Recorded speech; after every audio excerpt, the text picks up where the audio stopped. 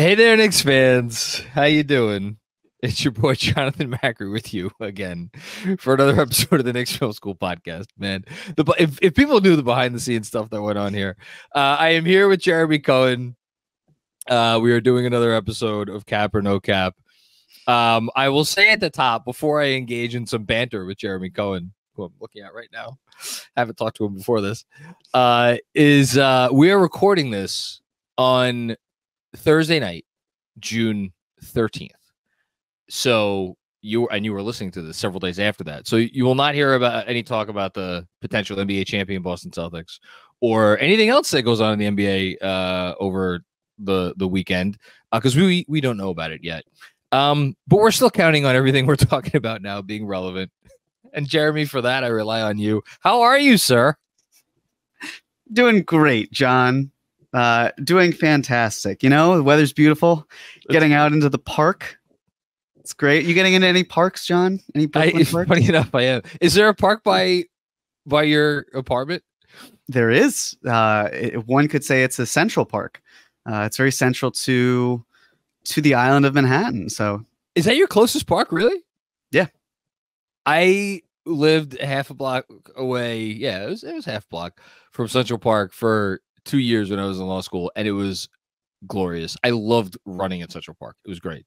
It's the best thing about living near Central Park is I get to pretend that I'm rich enough to live near Central Park forever, and I'm not. But it's nice to dream. Yeah. Shout out Chris. So it's fine. We dream all the time here. We do. Well, good, Jeremy. I'm happy you're enjoying Central Park. I'm enjoying the parks of Brooklyn. It is as I said before, park season. Kids are loving that. But look, as I said, we're recording this on Thursday, June 13, less than 2 weeks from when we were recording this, and about like 10 days or 9 days from when people are listening to this, the draft is going to happen. And draft night, I'll just ask you this last question before we get into today's cap or no cap. Do you think there will be a big air quotes, big trade in the NBA on draft night? It's usually pretty anticlimactic. It has been, right? For a while. Everyone loves to build it up. And of course, this would now be the year where something sizable happens. But it's just every single year there's talk of it. And I just feel like we're just going to stick with our picks. We'll keep it as is. So I'm going to say no, just because that's how precedence has worked in the past. Usually the teams that make a huge move are the ones that have multiple picks at their disposal in that draft.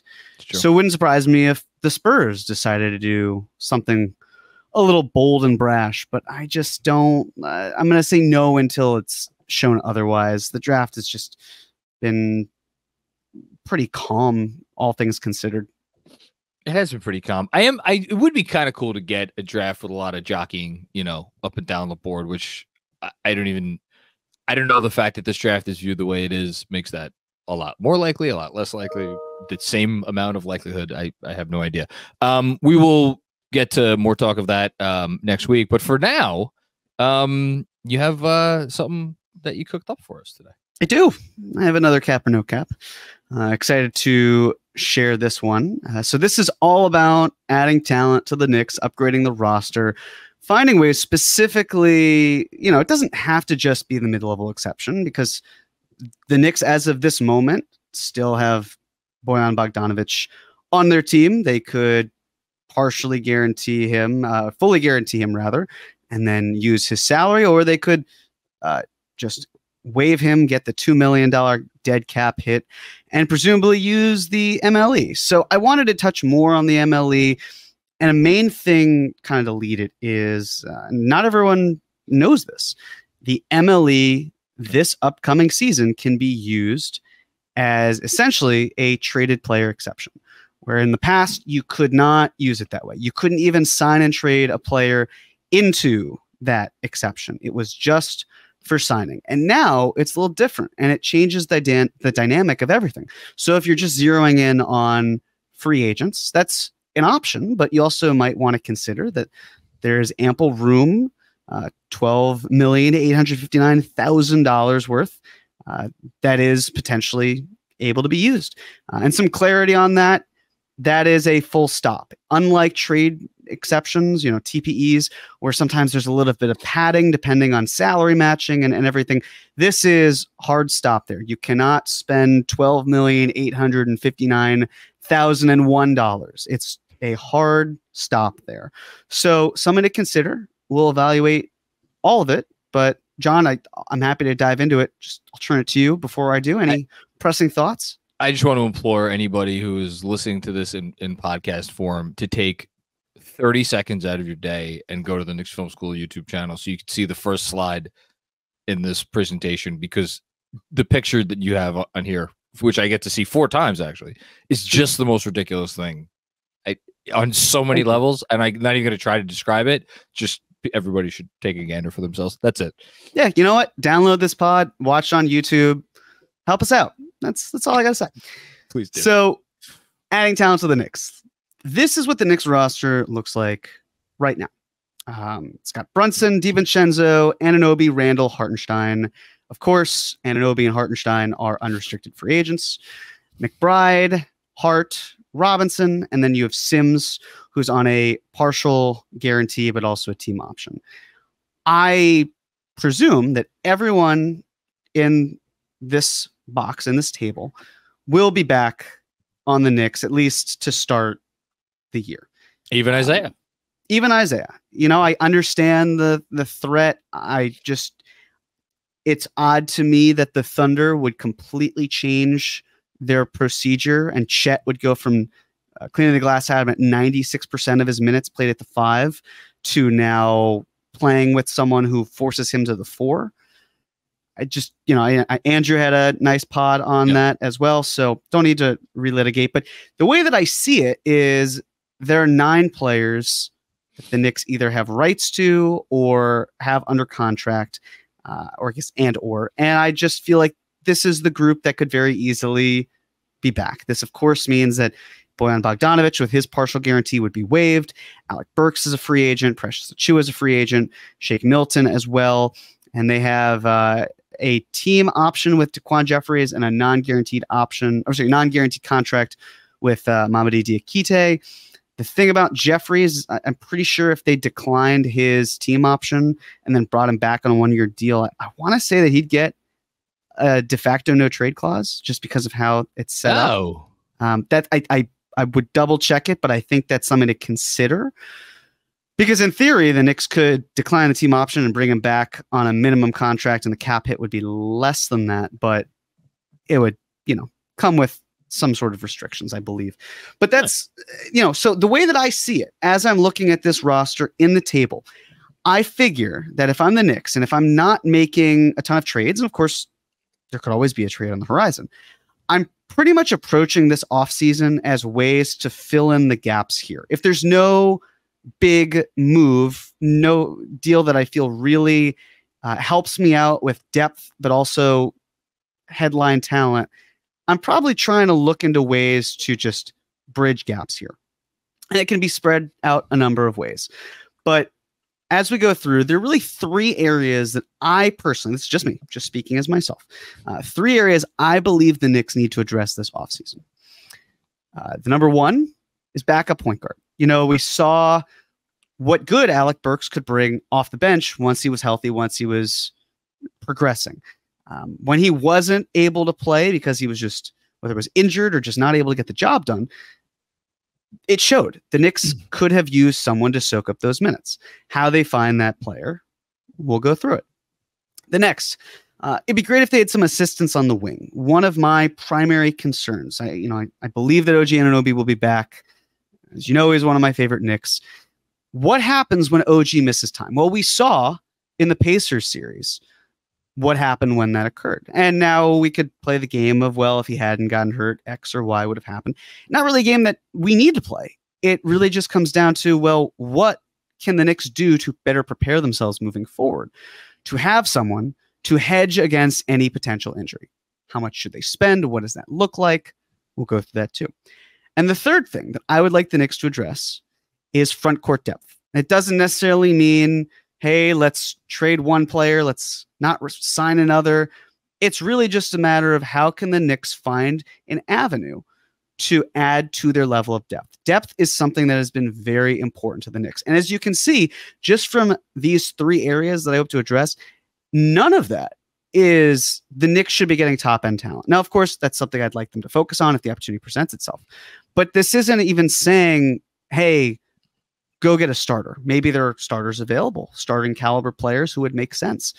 But really just wanting to zoom in on addressing kind of like the players who adorn the back end of the roster. Not necessarily the players out of the rotation. Yeah. They could be, but just beefing up the back end of it.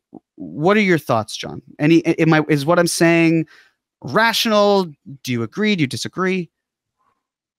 I think everything you're saying is rational. I think there's two thoughts that come to mind. One is, and I'm as guilty of this as anyone, when we talk about the roster for the following season in the offseason, like we're doing right now, there's not like an assumption of health, but you're always like, okay, well, where will this player slot into the pecking order? And then in doing so, there is an implicit assumption that like it's okay when everybody's healthy, where will this player slot in?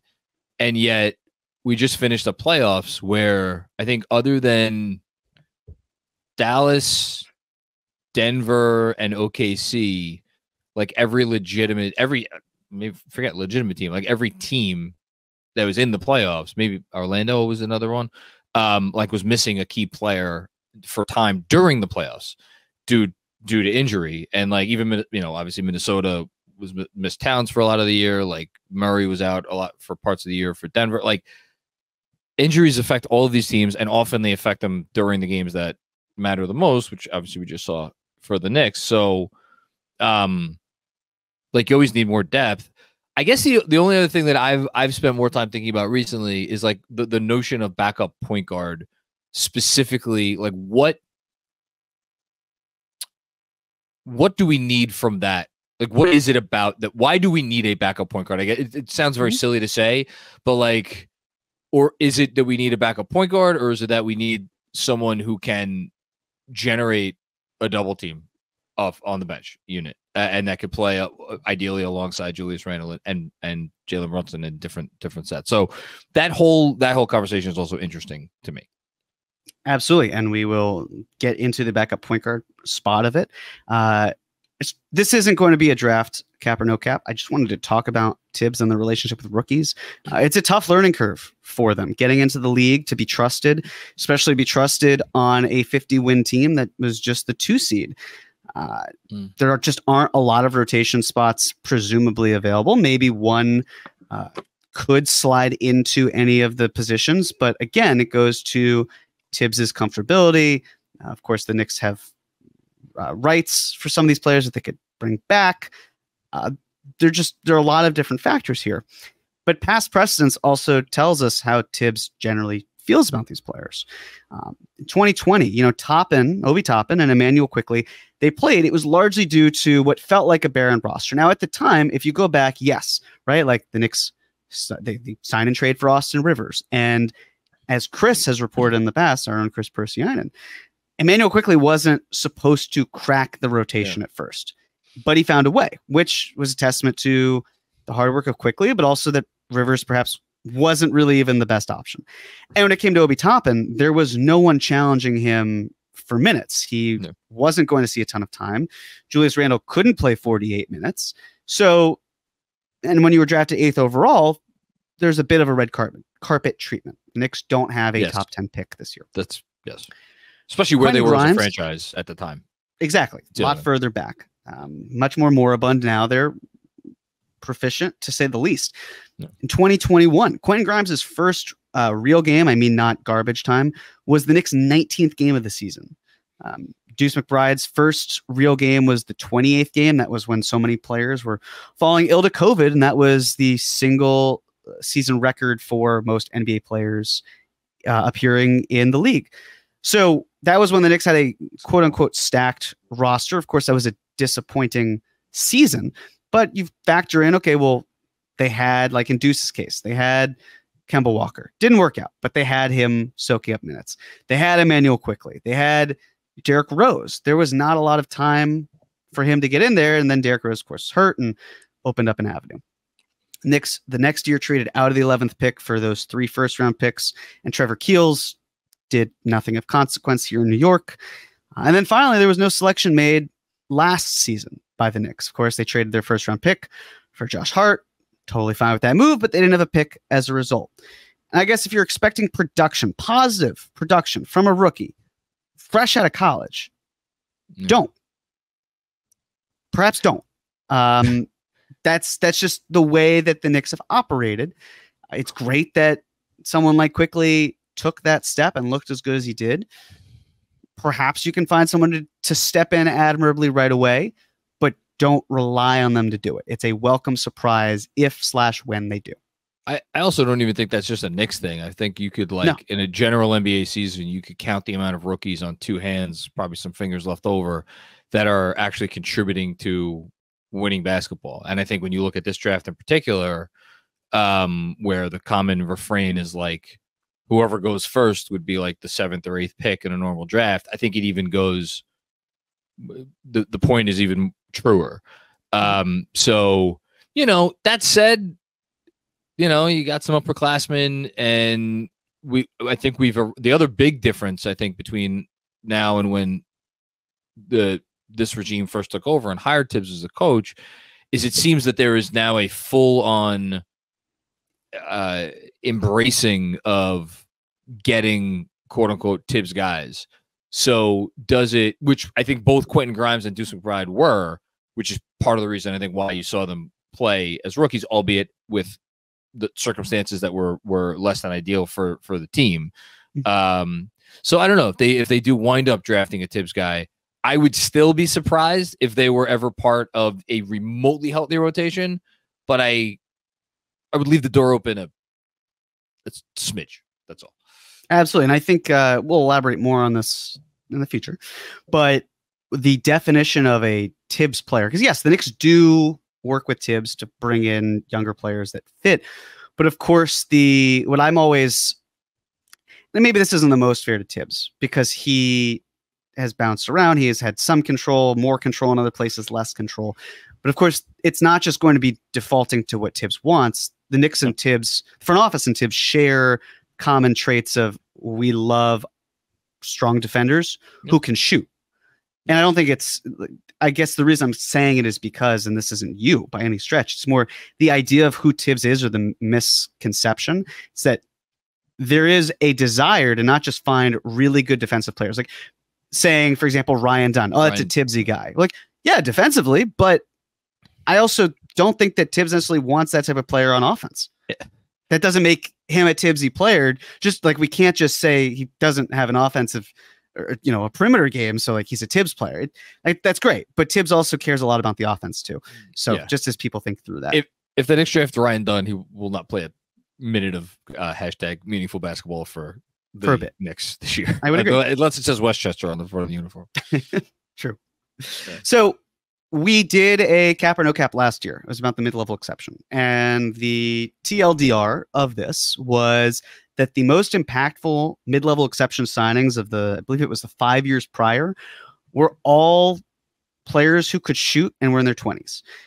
Now, John, this might come as a shock to you, but the Knicks used their mid-level exception on a shooter who's in his 20s, and it went pretty well. So even though I wasn't banging the drum on DiVincenzo, specifically for him to come to the Knicks, had no issue with it because he passed the test that was just be a great shooter or even a very good shooter and don't be older than 29 years old.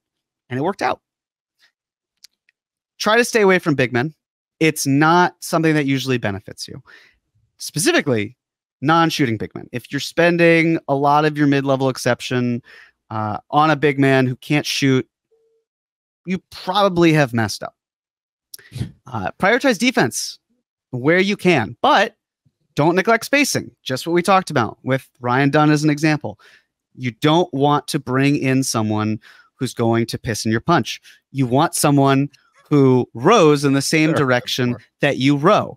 And if you find talent, that can't really do something that meshes with what you do, it's going to be kinetic and everything else will suffer as a result. So if I'm the Knicks, I consider not doing that.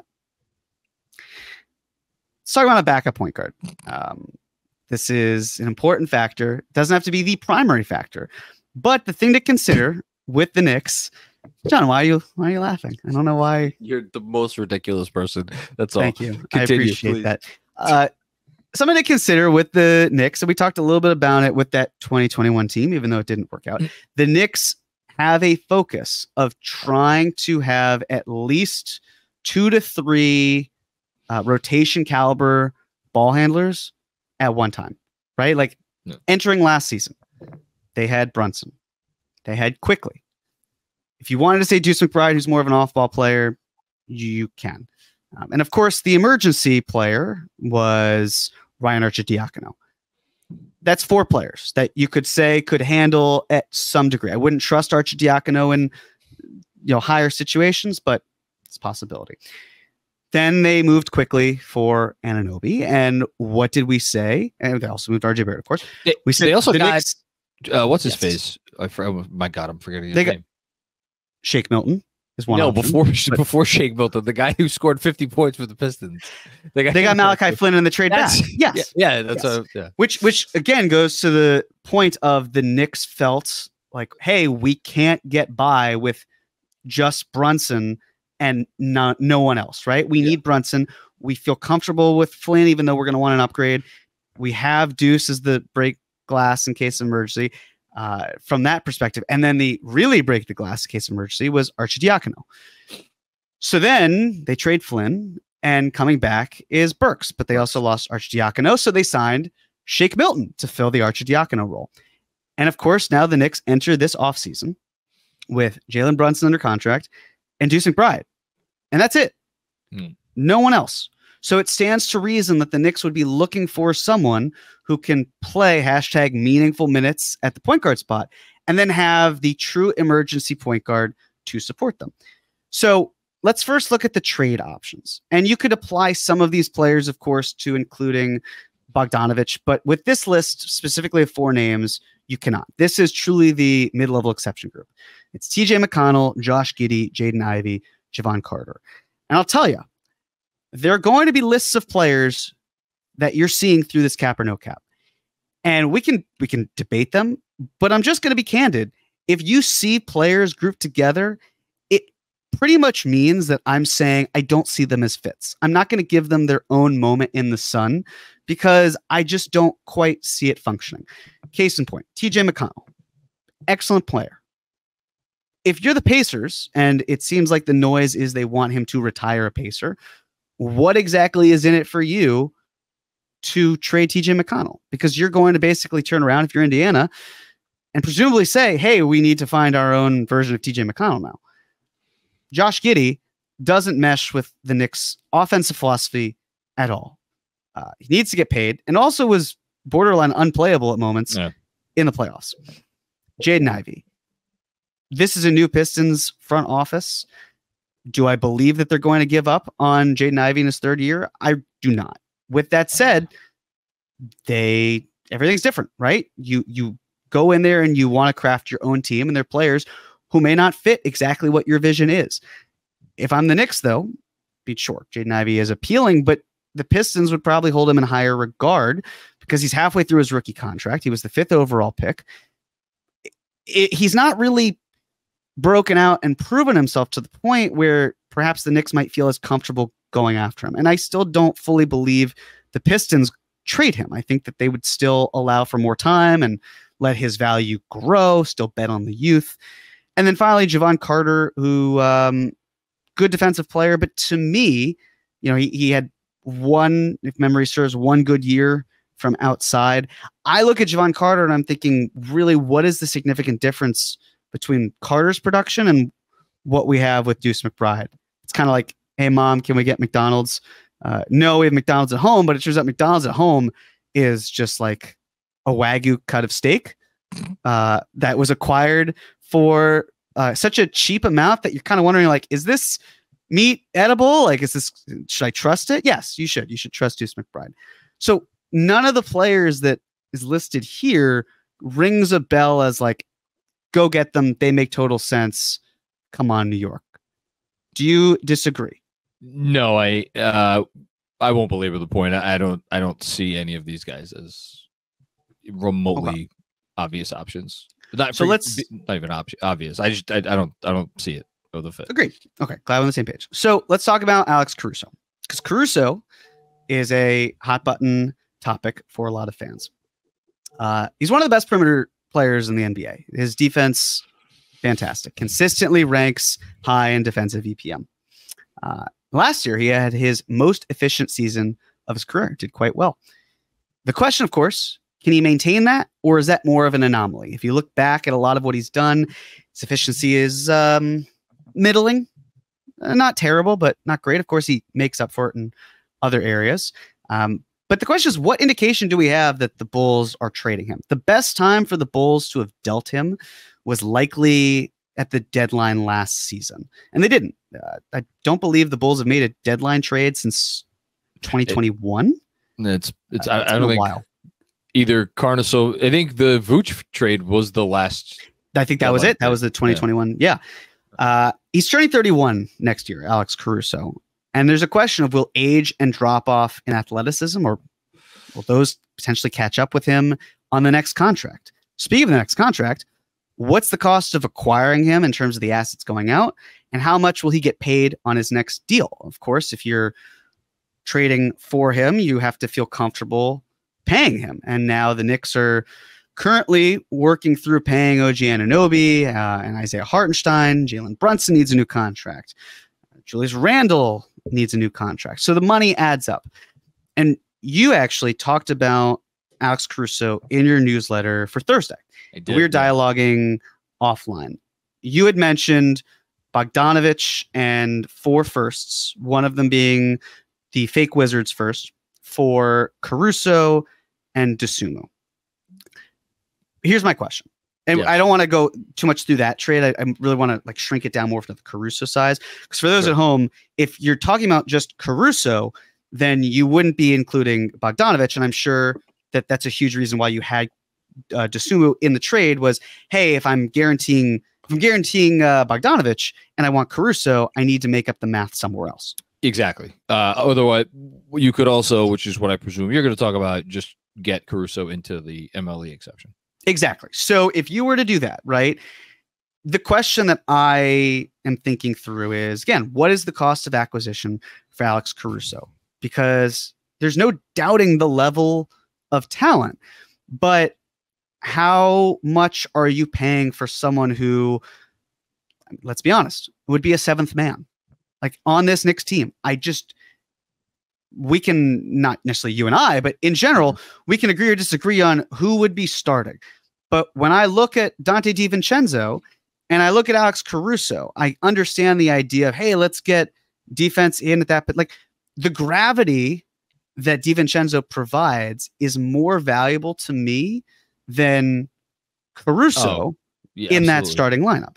Absolutely. So when thinking it through, okay, you're getting Caruso in-house, you've acquired him, now you have to pay him. The market rate for him, I would gather he'll make at least, and we'll talk about this in just a moment, he'll make at least the mid-level exception. And if you're the Knicks, you're kind of in the same boat with the Isaiah Hartenstein conversation we talked about. Even though there's a cap as to what the Knicks can pay Hartenstein, you presumably have to pay at least greater than the mid-level exception, and that's $15 million. So let's say the Knicks were to just acquire Caruso into that salary slot of the mid-level exception. This is what it looks like. For the 2024-25 season, the Knicks would be absolutely fine. You can ignore the second apron space because the Knicks, by acquiring Caruso, would be hard capped at the first apron. So second apron space doesn't really matter. But for the first apron, the Knicks would have room. They're fine this year. It's the following year where I have serious questions. So if you were to give Randle, say, $38 million, you give Jalen Brunson a max extension, not a max contract, a max extension, starts at around $35 million, 34.9 if we want to be more precise. If you give OG Anunoby $35 million this summer, and then he gets an 8% raise, that's $37.8 million. You've got Josh Hart on the books, that's 19.4. Mitchell Robinson, again, assuming we Knicks run it back for the most part. Yeah. Mitchell Robinson's earning about $13 million. Isaiah Hartenstein, assuming he comes back, year 2 of his deal, $17.4 million. Dante DiVincenzo, he's making pretty much $12 million. Now, John, you and I talked, and I asked you what the most you were willing to give Alex Caruso was, and you said it was $22 million. So I have that slotted in here just as a kind of worst case scenario with some of these finances. Got Deuce McBride earning 4.3. I have the 24th pick in this year's draft going out for Caruso, so it would just be the 25th pick, which would be earning about $2.9 million. And then I kept Jericho Sims' cap hold here. So what we're looking at is 10 players under contract, and Jericho Sims, his roster charge, or his cap hold, I should say, which would be 11. So this isn't factoring in roster charge number 12, which would be a minimum salary. If you look at the first apron space, the Knicks, just with having 10 players under contract and an 11th player whose cap hold is there, they're already $7.5 million over the first apron. Now, that's fine. Assuming they're not hard capped, that's okay. However, you need to now get to 14 players on your roster, which means that in all likelihood, you are a second apron team just by pretty much running it back. And now the optics, of course, you've got Alex Caruso. If he's coming off the bench, if he's making $22 million, he's making just about double what the player ahead of him is making. And on top of all of that, this is assuming that if a star or superstar were to hit the market, that the Knicks wouldn't go after him. We talked on the last podcast. If a superstar came on the market and the Knicks wanted to go after him, they would have to find a way to send more money out than have coming in. Otherwise, they get hard capped at the first apron. If they wanted to go the Caruso route, they can't do it. It would be illegal. They would be hard capped and they would be above it. Can't do it. If they wanted to, though, send more money out than coming back in, totally fine. So again, more money out than coming in, you're good. You're not hard capped. But if you have more money coming in than going out, you're hard capped at the first apron. If you aggregate salaries together, you're hard capped at the second apron, right? You could send more money out and be fine, not get hard capped at the first apron, but it's not like the Knicks have a player who will avoid them from getting hard capped at the second apron because of all the aggregate stuff. I know this is confusing if you're listening to this. This could be mind-boggling. The point is, if a star hit the market and the Knicks wanted to go after him, and they also wanted to bring back Caruso at the amount that John, as an example, feels comfortable having him back at if the market dynamics are that way, the Knicks would be hard capped at the second apron and then couldn't get a superstar. So my fear, and maybe there's shrinking that can be done here, right? Maybe OG isn't making 37.8 in the 25-26 season. Maybe Caruso makes less. There's an avenue where you might be able to find the wiggle room.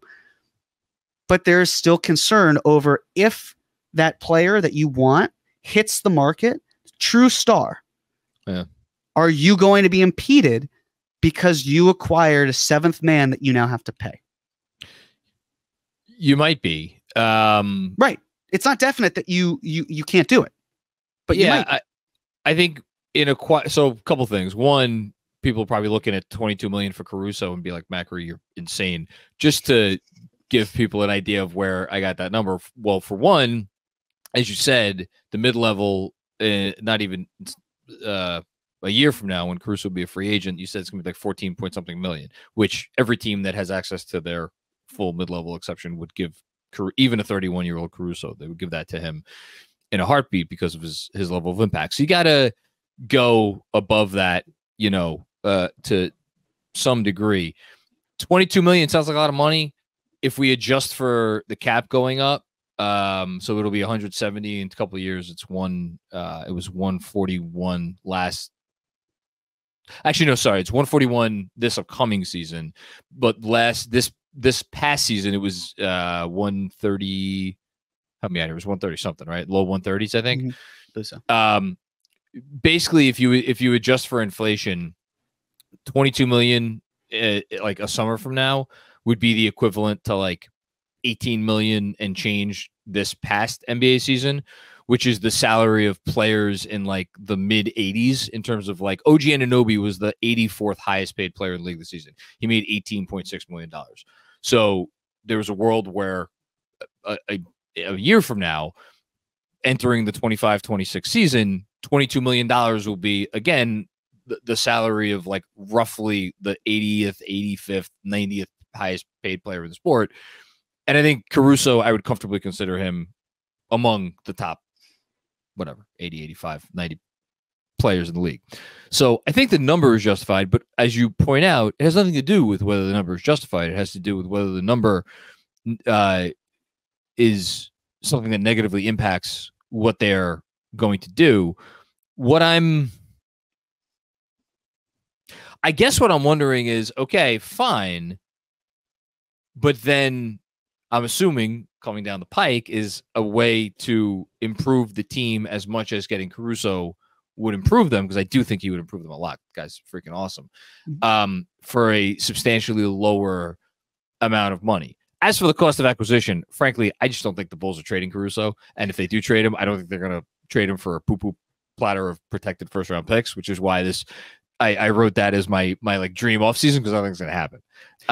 But agreed. I totally agree with you that like in the 10,000 foot view, anything they do this summer, unless they think it is the final move, which I don't think that there was any move that they would make this summer that is going to be available to them that they will view as like 100% we're good with this being the final move.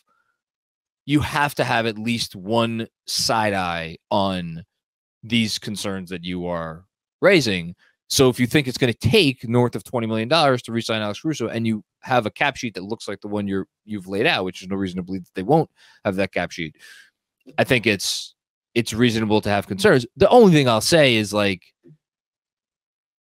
there are always ways to cut salary, as we know, but that's also not how this front office wants to operate. They don't want to dump.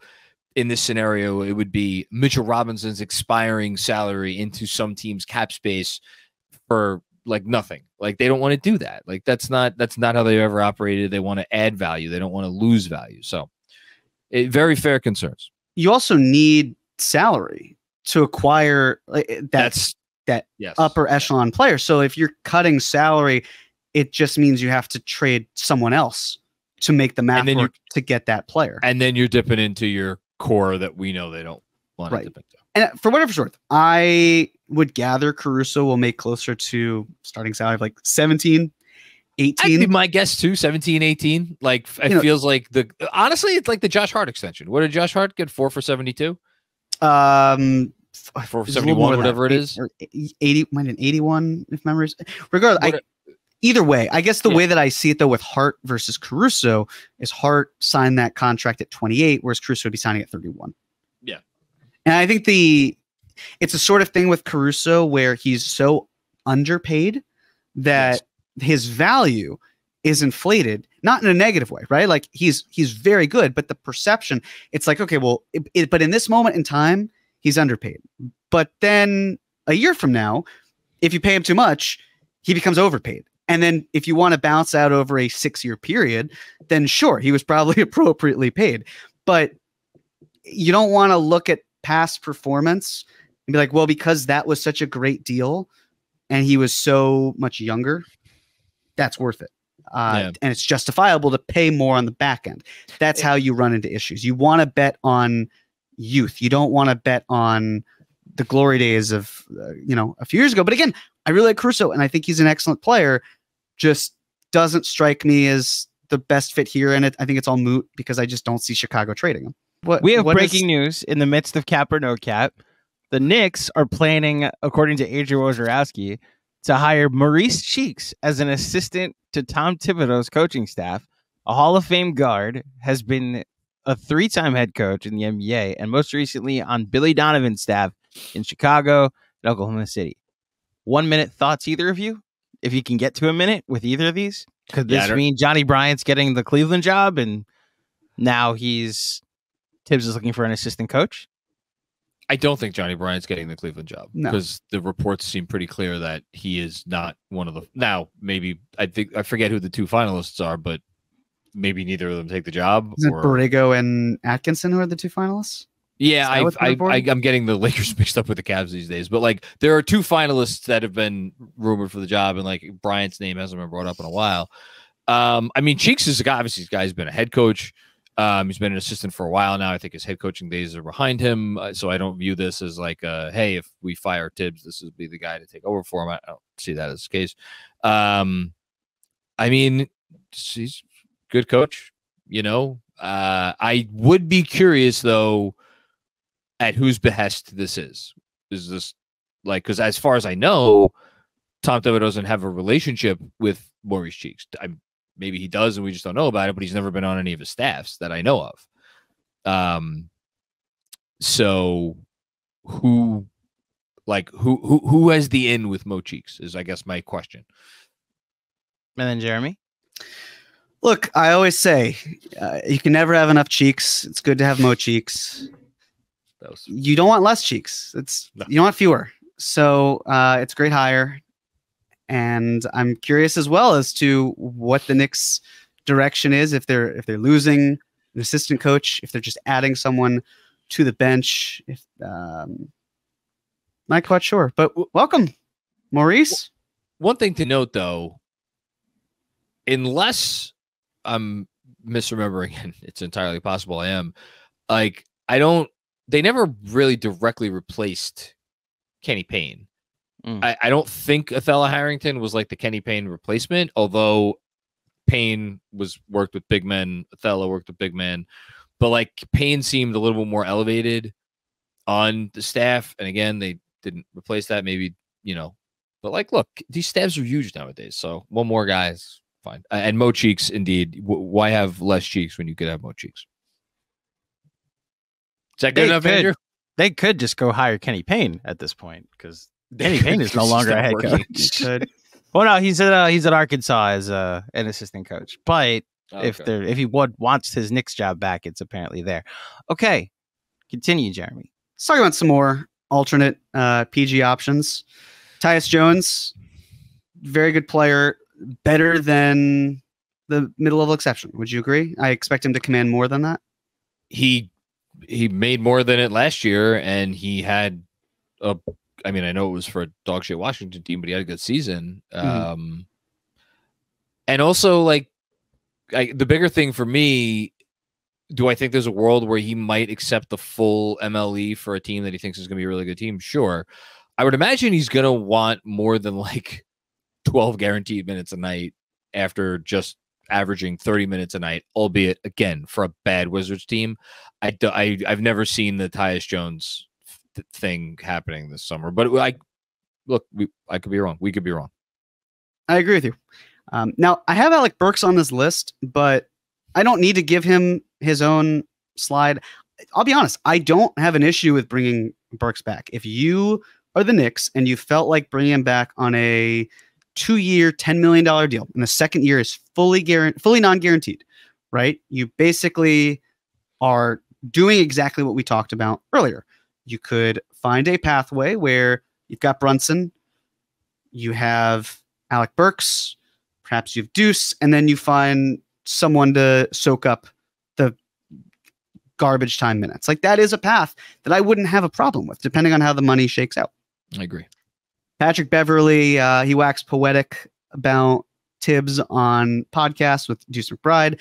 It's very nice kind of view, Pat Bev. I don't see the fit here.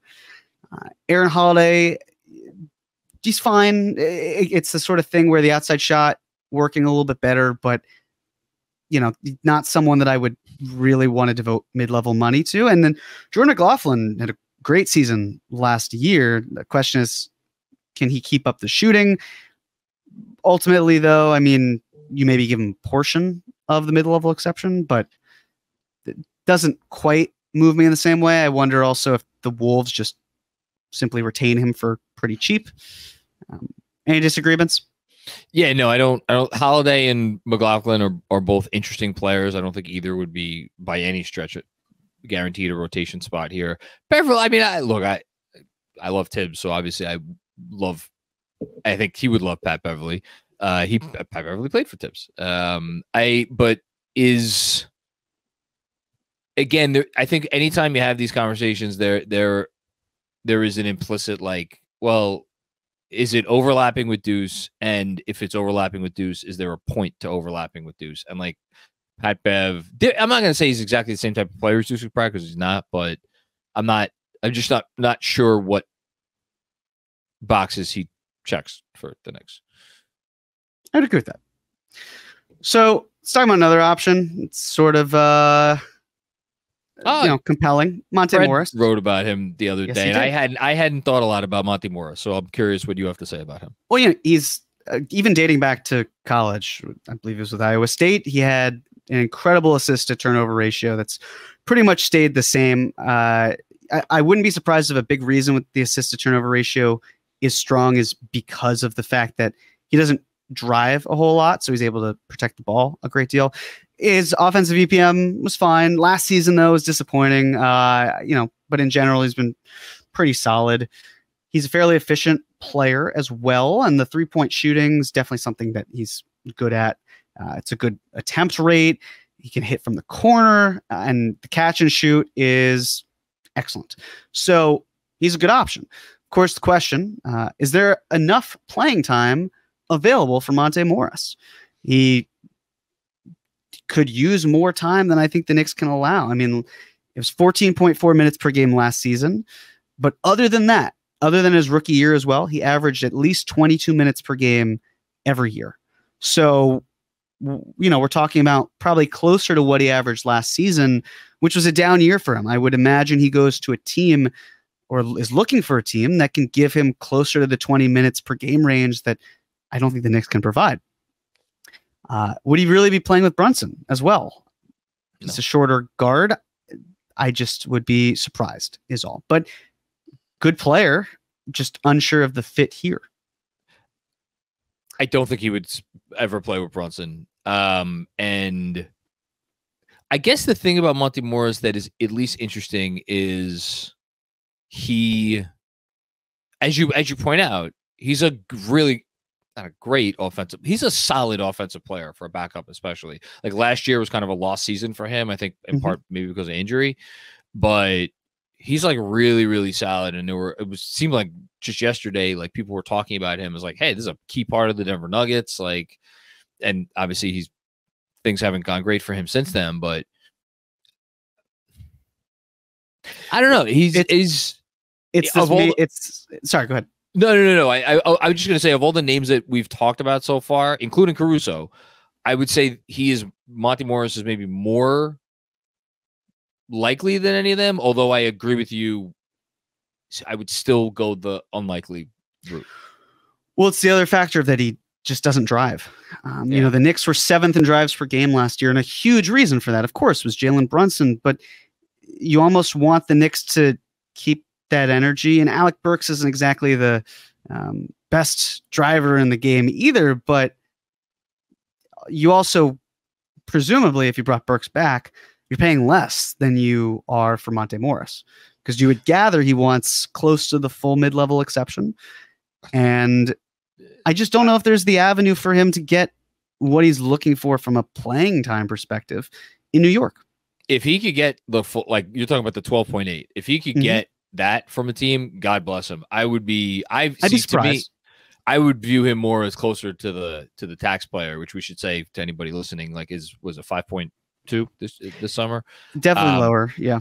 Yeah. So maybe he gets a little bit more than that. But yeah, after last season, I think his stock is kind of a little low right now. Look, again, not an option I would rule out, which is funny enough because I feel like I've written about dozens of players and I haven't spent any time on Monte Morris, just because I guess kind of out of sight, out of mind. He just wasn't really a relevant piece of this past NBA season very much. So, but I don't disagree with you. Yeah, and I agree that closer to the tax mid level is what I would expect for him.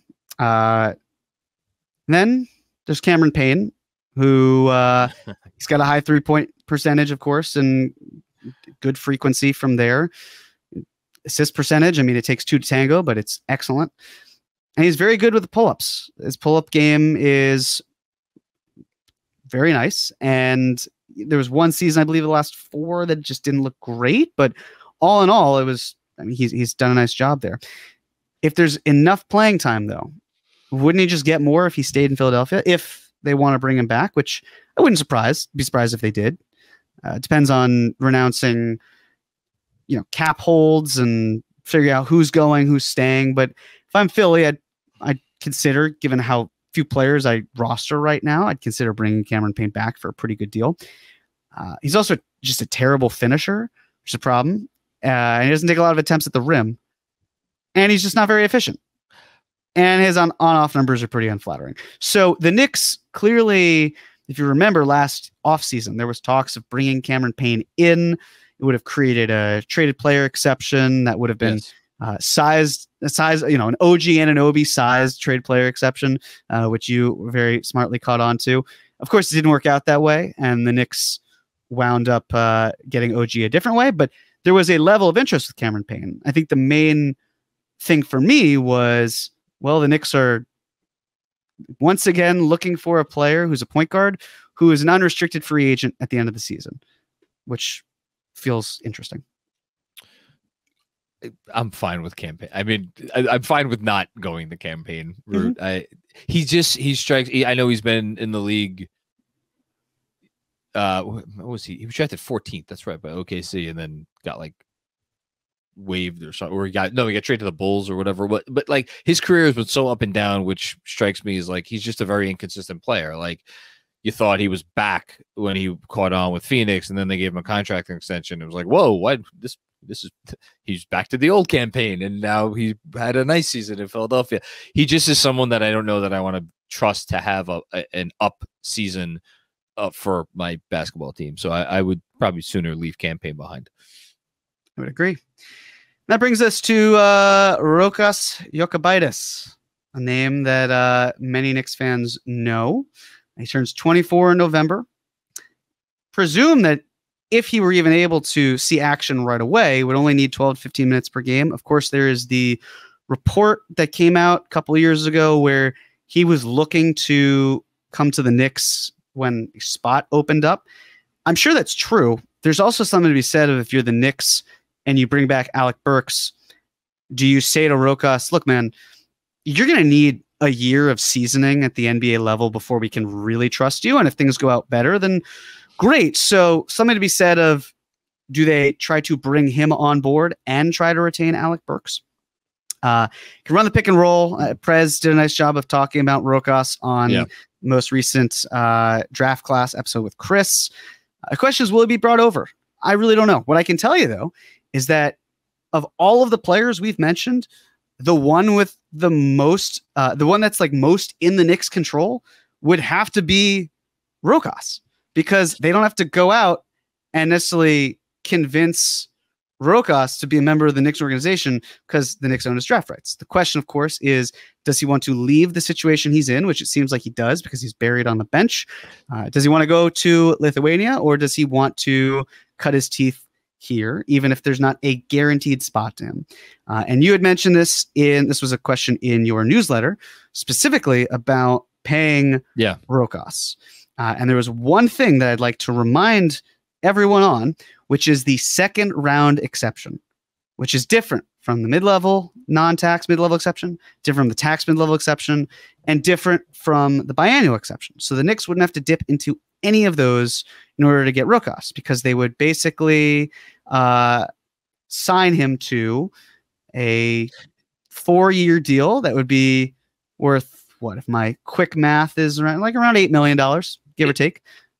If he's willing to accept this amount of money. Well, to be candid, pretty much every second round exception is likely to be taking this type of deal. Now, maybe I'm wrong here, but the whole point of the second round exception was to create this level. The benefit, of course, is that the 4th year is a team option. If the Knicks decline the 4th year, then he's a restricted free agent. If they get him on the team option, he's an unrestricted free agent after that year. So it'd basically be getting him on this type of contract, and then year 4, he's eligible for a payday, which is why I presume that year 1 would be the, hey, cut your teeth this year. If an opportunity presents itself earlier, then great. But really, we're training you up for year 2 and then going from there. But it's hard. It's hard to know how trustworthy he is when the Knicks are looking to contend right now, and Rokas has played the same number of NBA minutes as the two of us have. Obviously, he's a little bit better than us, but he just doesn't have a lot of experience at the NBA level. I'll also just give a quick, as you mentioned, draft class with Chris. In his episode recently with Sam Vecini, Sam talked about, and I want to be very clear about this because Sam was very clear. Like, I'm not breaking any news here, but Sam is pretty tapped into what's going on overseas, and Barca, which is Rokas' team, signed some point guard to a contract like recently that is going to play for them next season. And so just putting two to two together, you mentioned that he was kind of barred from playing time because I guess, what was it? Rubio. Satoransky was ahead of him. Satoransky's over there. Rubio's over there. And now they're bringing in another point guard.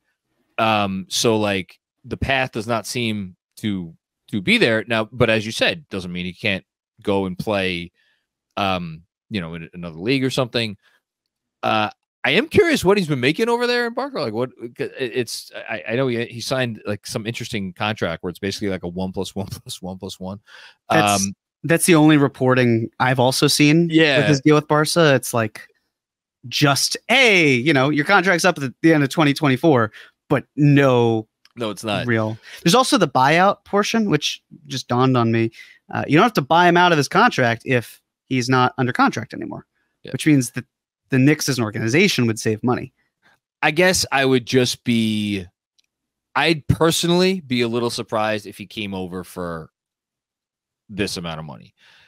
And again, I may be reading too much into the comments that you referenced from a few years ago, which is like, I'm not coming over there until I have a defined role. And it's kind of, falls under the umbrella of like money talks. If I'm going to come over to you and be like, you can show me that I will be a significant part of your team, move like for the entire season with your checkbook, so to speak. Now, I may be wildly out of turn here, but that's kind of the operation or how I was been operating. The pushback. Sorry, are you done? Or yes, I am done. That's all okay. I can't see you, so I never want to cut you off. Like this. So the pushback I'd say is we're talking about a player who was third on the depth chart. He doesn't have a whole lot of leverage to say, hey, unless you pay me more money, I'm not coming over. The guys that we see come over who usually make, 6-7 million from Europe, they were MVPs of Europe. They were, yes. Like they were stars. They were finally, now I get to make my way over to America where I get a payday. It's a great point. And for Rokas, I think it's really just like, look, man, you've got a couple options. You could probably find a team in Spain if you wanted a program that's looking for you. You go back to Lithuania, which is certainly a talk, but that is a worse league than the Spanish league. Or you could come to New York. We will give you as much seasoning as you need. You don't have to be starting, obviously. You don't have to be in the rotation even on day one. But players get hurt. Things happen. We'll put you in games. You'll work in Westchester. Look at what we did for Deuce McBride. Like, there are opportunities here. That's my hope, that's what the messaging is for Rokas, that you're 24 and this is the crossroads of your career. And you can choose to live it however you want. But if you want to stay in the NBA, this is the initiation process. You nailed it. Like, how much does he care about being an NBA player? Because it seems like some of these European guys just like it's just not a priority for them. Otherwise they would do it. Other guys, it's like, this has always been my dream. I want to do this. We really, again, it's been like, we haven't gotten any answer from Rokas because the only thing he said was what you referenced a couple of years ago, where he's like, I'll come over there if I could play. So we'll see. I'm very intrigued by the situation. Have we gotten, by the way, speaking of reporting, have we got any firm reporting on whether he's going to play in Summer League or not? Because if we have, I've forgotten it or missed it. I think it has to do with Lithuania and the Olympics. And the Olympics, that's right. Yes. But if he doesn't make it, there's talks of Summer League. And listen, I mean, the other thing too, if we're talking about, I understand that rookies and even sometimes second-year players participate in Summer League. It's not any different. But if Rokas were the type of player that was like, just give me my money and give me my role, I don't even think Summer League would be a question. He just wouldn't be playing in it. That's true. So hope is that it's fairly affordable, especially because the Knicks have to pay other players. So we'll see. Yeah. Some about wings. And I know that this image of wings probably makes you very hungry. They're traditional buffalo wings. If you forget, for anybody listening, there's a picture of chicken wings on here. I much prefer like a nice smoked wing, one that's been maybe tossed on the barbecue afterwards. I'm not like the biggest like traditional fried wing guy. I like them as much as everybody else, but of course, it's not my preferred wing choice. Are you a blue cheese or a ranch guy? Ranch all the way. Really? Oh man. My god, yeah. I'll eat blue cheese. I mean, it's fine, but like, no, I'm ranch. Blue cheese is king to me. You got that tanginess. It's great. Ranch is fine. You know, ranch on pizza's all right. So wings. Let's talk about them. Let's talk about the trade front first. Those are good wings. Those look like good wings. Those are more wings. Exactly. They're more my flavor. It's like more like a dry rub wing. Exactly. Yes, I like a dry rub wing. Okay. Yeah, lemon pepper. So DeAndre Hunter. Speaking of lemon pepper and Magic City and delicious wings, I understand why a lot of fans might gravitate towards him as an option. The Hawks are in such a weird spot because they can't really tank next year because they don't own the rights to their pick. So are they going to just try to be decent? Are they using this year as a one step back, move forward?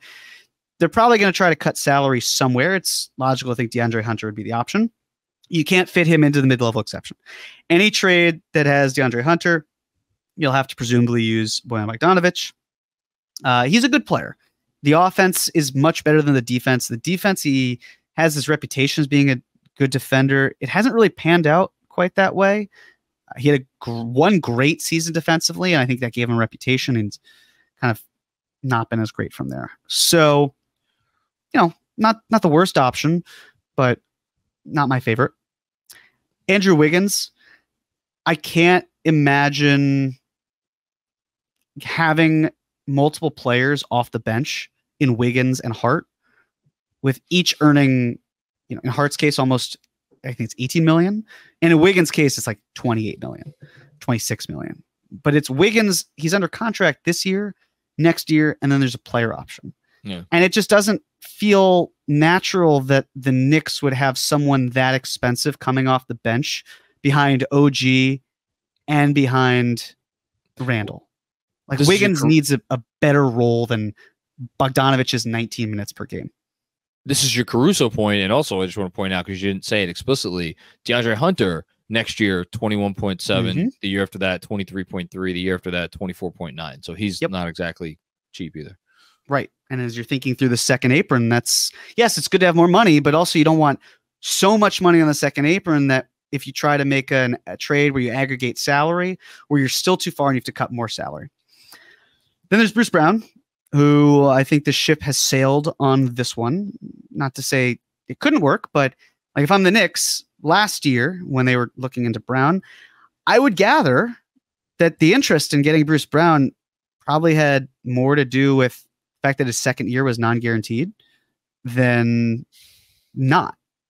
And maybe not. Maybe it's like the Bogdanovic situation where they would have happily guaranteed it and, you know, worried about it. But also the Knicks could have non-guaranteed his salary, Brown's salary, and tried to re-sign him at a cheaper amount. But they didn't. They didn't get him. And I think it just doesn't make sense unless they're moving Bogdanovic to Toronto. And I don't see that as necessarily being the case. And then Harrison Barnes, who I don't even know if the Kings really want to move him. Also expensive, would not be a mid-level exception candidate.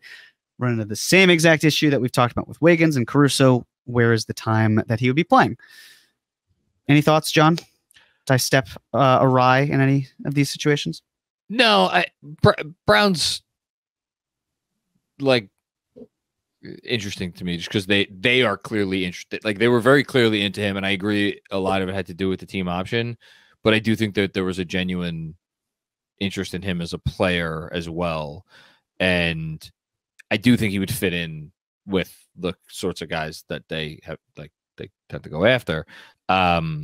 But again, I don't, does Toronto want to do that trade? I mean, they would save money at the very least because Brown, I think, the team option is for 23 and Bogey's only at 19. So it's a $4 million savings. I don't know. maybe there's probably something else that they would do before that, but Brown's the only name on here that I would think would be remotely realistic. Makes sense. Let's get it over with. Let's talk about Mikal Bridges. Mikal Bridges. No trade between the Knicks and the Nets since 1983. Honestly, John, I could leave it at that. I could just move on to the next slide and not have to say anything else. But I owe it the service. So how does Bridges fit with this team? Well, of course, if you're thinking if OG Anunoby gets injured, then Mikal Bridges slides into the 3 and it works out just fine. But also, the way I see it, you can't say let's get a starter just because we're worried about this other player being injured. If anything, you would want depth behind said player, not necessarily shifting everyone around, not saying you couldn't do it, but I just don't think he's the best fit because it sends DiVincenzo to the bench. And you do lose the 3-point gravity that was so crucial to helping make this Knicks offense hum. Wasn't the only reason, but DiVincenzo is a better shooter than Mikal Bridges. So how are you replacing the gravity that you lose? How does Brooklyn win the back page? I think this is something that often gets forgotten. If you are the Nets and you're giving up the player that is currently the face of your franchise, you need something back that helps you feel like you win the PR battle. So what is that? Well, it seems like if you're not trading Bogdanovich, there's really only one way to get the deal done, which is Mitchell Robinson, Deuce McBride, and pick compensation. That doesn't win the back page in my mind. Does it for you? No. So then you talk about, okay, well, like they're a third team, you move these pieces around, how are you going to operate? But at the end of the day, in my opinion, the cost of acquiring Mikal Bridges is going to be greater than the talent that he is. And he's a talented player. But we're talking about someone who is, I'm seeing 4 first-round picks and Deuce and Mitch being thrown out for a player who has also never made an all-star game and is in his late 20s. I just think it's something that's worth considering, which is perhaps he's a good player who is being used in a complementary role, whose ceiling is not super high, whose best role we saw it was with Phoenix when he was really more of a 4th option, maybe 3rd option, depending on it. That's a lot to give up for someone like Mikal Bridges. And what the other thing Phoenix had was a 4 who, in Cam Johnson, who essentially operated in terms of their role in the offense, like Dante DiVincenzo operates for this team, which is that his whole thing is to go out there and just fire away from 3 in all sorts of different scenarios. And I think the point is that every NBA team, if you're going to be a decent offense at least, needs that. I mean, look at the playoffs we're watching. Look at I understand there's lots of reasons why Boston's doing very well, but I don't know what more proof you need that, like, you need meaningful shooting gravity on your, like, playing heavy minutes on your team if you hope to succeed in the playoffs. I mean, look at the freaking Pacers, what they did to us. The notion of giving what it would take to get Bridges all to take DiVincenzo out of the starting lineup. And I realize it's not who starts, it's who finishes and the whole thing. It's like, if you're getting Bridges to come play 35 minutes a game for you, right? And you got OG, and like, it's just, I just don't love the basketball fit as much. I'm not saying DiVincenzo's the best shooting guard in the league, far from it, but he fits. And there's a lot of reasons to be dubious of this trade happening, including your first bullet point, which, as you said, is the only bullet point we really need. I think if the Nets trade Mikal Bridges, they're going to trade him to Houston. I would be shocked if that was it. Yeah. And I don't think they're going to trade him, but if they did, I would imagine it'd be Houston. To some team in the West. But you mentioned, it's not who starts, it's who finishes. But my question is, which of the starting 5 would not be finishing games? That's the thing. Like, is there some list of machinations that could happen where it would make sense for Mikal Bridges to end up on the Knicks? Absolutely. It would probably involve Julius Randle being sent to, for a star center, I guess, and then you shift OG down, McCall, DiVincenzo. I don't want to get into all that stuff. But if we played around with it, this is just from a financial standpoint. It is doable. It's like the Knicks would be hard capped at the first apron because more money would be coming in than going out. But as you could see, even if you gave OG 35 mil and Isaiah Hartenstein came back on his max, the Knicks would still have tax space. The way it would work, of course, is there'd be 9 players under contract. So you need to fill up the rest of your roster. There are 3 roster charges here that are not being accounted for. You could still use a portion of your non-tax mid-level exception to get a player, probably around $7 million. Is there a lot of good bench talent that you can find for $7 million? There's probably some. But this team loses its depth, which is something the Knicks front office has been very passionate about. And even if you wanted to say, well, what if OG earned 32 instead of 35? And now you're looking at $10 million to spend. That's fine, but it's still, and you can split the mid-level up among players, but it still loses its depth. And when you look at what it looks like from a post-roster standpoint, because you've traded Mitch and you've traded Deuce, you now have to find a backup point guard, which you can do. You could Rokas, Burks, whatever it would be. But now you need a backup 4 that you trust. Or if you feel like Hart can play the 4, you need someone who's going to cover OG, right? You could say it's Bridges, but then you're stretched thin because DiVincenzo moves up. Like we're talking about really thin. Filling up a 7-man rotation, and the whole hope is, well, it's about the next year. And it just feels like putting the cart before the horse to me. All to do what? To find a player who doesn't quite fit in, but is protecting you in case OG gets hurt. I just don't see I see some logic in it, but at the end of the day, it doesn't make a whole lot of sense for me because they're not going to trust the first round pick to step in, and they need that player to step in. And you're not going to get the best talent that you want in the mid-level exception because you're hard capped at the first apron. Mikal Bridges is awesome. I think the idea of Mikal Bridges on the Knicks, it supersedes the reality of not only what it would be once he got here as you're painting, but also what it would take to get him and what would need to go out. This is going to sound disrespectful to Mikal, and I'm sure there will be moments where it'll come back to bite me, but I don't know. I don't know that they need Mikal Bridges. Again, I'm sure that's going to sound silly, but I think it's not silly. It's not disrespectful what you're saying. No, because he's awesome. He could absolutely make an all-star team next year. Would it shock me? It would surprise me. But he's really, really, really, really good. So to be like, oh, who are the Knicks? They don't need good players. It's not that. It has nothing to do with that. But from a fit perspective, from everything we're talking about, I don't know if the need is to the level where, again, presuming these teams would even talk to each other, which they're not going to, which is why we should just move on. But that's kind of where I'm at this point. Great.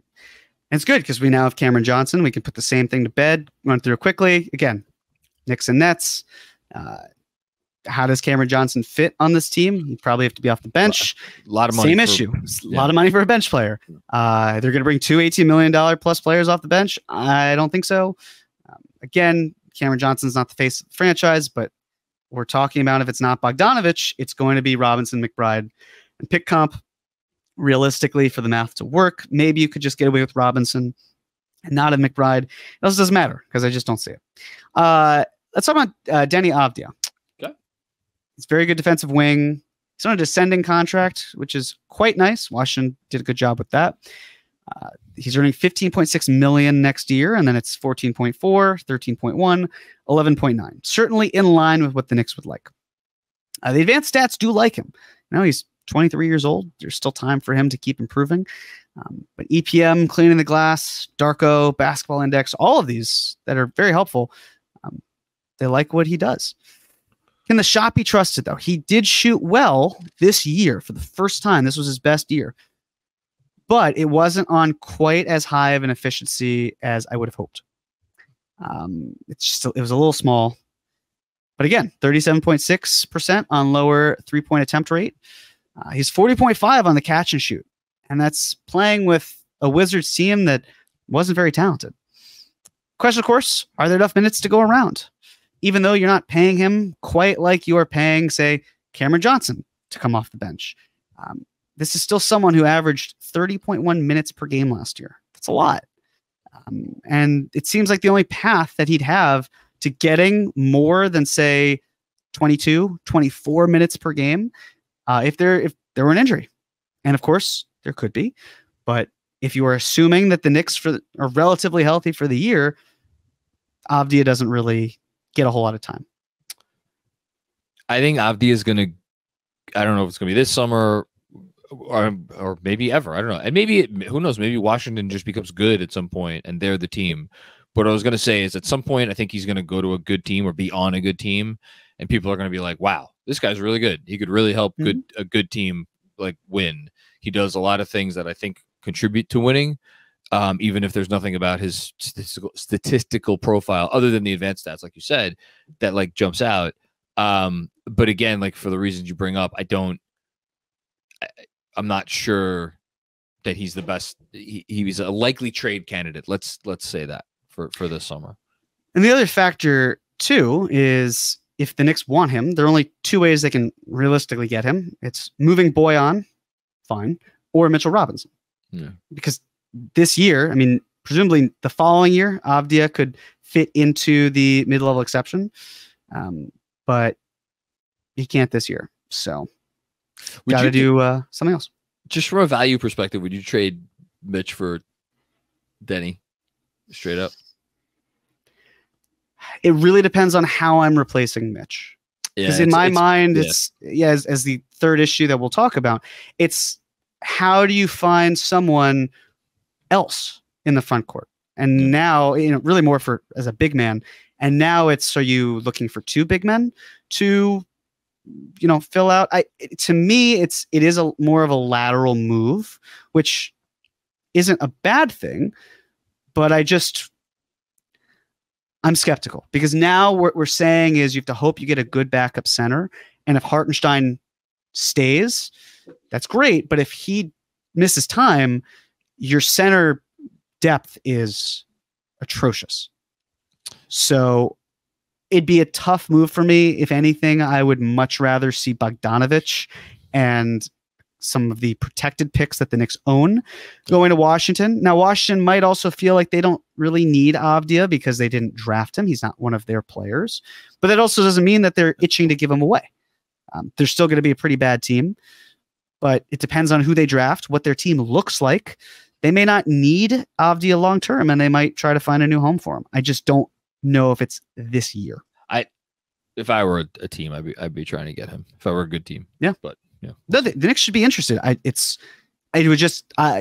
really much rather prefer it of the rich getting richer as opposed to making a move where a center goes there. Mitch's value also, it's not going to be quite as high in my opinion. Not right Rim now. runners just so it's like, okay, well, what are you adding in addition to Mitch? And then at what point is it even worth it? Whereas if you wanted to consolidate a couple of those first round picks that you have, is that more inspiring for Washington? Oh. Talking about free agents. Kelly Oubre Jr., he joined CAA, and there was some interest in, let's see Kelly Oubre Jr. on this team. Guys, I know he's an attractive man, but the talent, the defense is good. Do you know, John, that Kelly Oubre Jr. in his career has shot over 35% from three once? I believe that, sure. And it was like barely over 35%. Yeah. He made every three it seemed like against us in the playoffs. Yes, it did. Yeah. The on-off stats, a lot of the advanced the stats of like, they hate him. They're not fans of his. It's really defensive EPM that loves him. And the other stuff, the context stuff, not great. I think if you were just going by what he does to the Knicks, he'd make sense. When you dig a little deeper, it's not something that interests me. I'm also just curious because his cap hold with Philly is teeny, tiny. They obviously have, like, if they hit on any of their swings that they're going to take in a few weeks, they'll have like apron concerns. But like it's funny. I was talking to Dave earlier about this today. I kind of expect Oubre to just be back with Philly because they could pay him, but we'll see. I agree. And the cap hit point, or the roster, the cap hold, excuse me. So many terms to keep track of. The cap hold point that you make is great. They can go over the salary cap to re-sign him, and they can renounce the rights to Tobias Harris and Batum, any of these other guys that they don't want. Josh Okogie, strong defender, just really bad offensive game. I would imagine he stays with Phoenix. That's right. He's on the Suns. I forgot that. Also with the Suns, Royce O'Neal, they're kind of being held ransom. Already out there that they're going to pay him, right? Yeah. So cross Royce O'Neal off the list. Taurean Prince, just don't see a huge interest there. It feels like the main reason people would want Taurean Prince is because of the damage he did against the Knicks when he was on the Timberwolves. He did not do much of substance in LA. Steek Bay coming off a torn ACL. The defense there, not great. Also not much of a shooter. And then there's Simone Fontecchio, restricted free agent out of Detroit. They just acquired him. Of course, it's new management, as we've talked through. Fontecchio was good last year. He had a really nice shooting season, defensively held up fine. The biggest question you're asking yourself if you're Detroit is, why am I letting him walk? You might as well leverage the restricted free agent nature of his contract or status.